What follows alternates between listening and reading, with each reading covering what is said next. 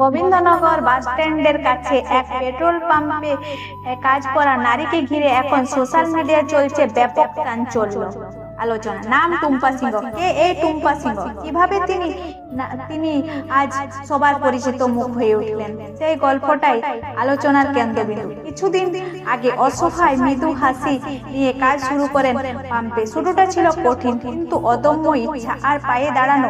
ধীরে ধীরে নিজের সততা আর পরিশ্রমের মাধ্যমে তিনি সহকর্মীদের আস্থা অর্জন করেন। কাজের ফাঁকে নিজের মেয়েকে পড়াশোনার মুহূর্তের ছবিটি সোশ্যাল মিডিয়ায় উঠে আসে, আর সেই একটি ছবি বদলে দেয় গল্পের নতুন মোড়। ছবিটি ছড়িয়ে পড়া শুরু হয় আলোচনার, প্রশংসা আর ভালোবাসা টল। সাধারণ মানুষের চোখে তিনি হয়ে ওঠেন সংগ্রামীর এক বাস্তব প্রতিচ্ছবি।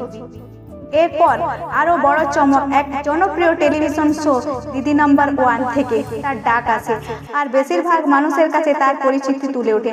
আজ টুম্পা সিংহ শুধু নাম নয়, তিনি হয়ে উঠেছেন মানুষের কাছে অনুপ্রেরণা, এক অন্য নারীর কাছে শক্তি, এক অদম্য ইচ্ছা, এক মেয়েদের নিজের পায়ে দাঁড়ানোর অটল শক্তি।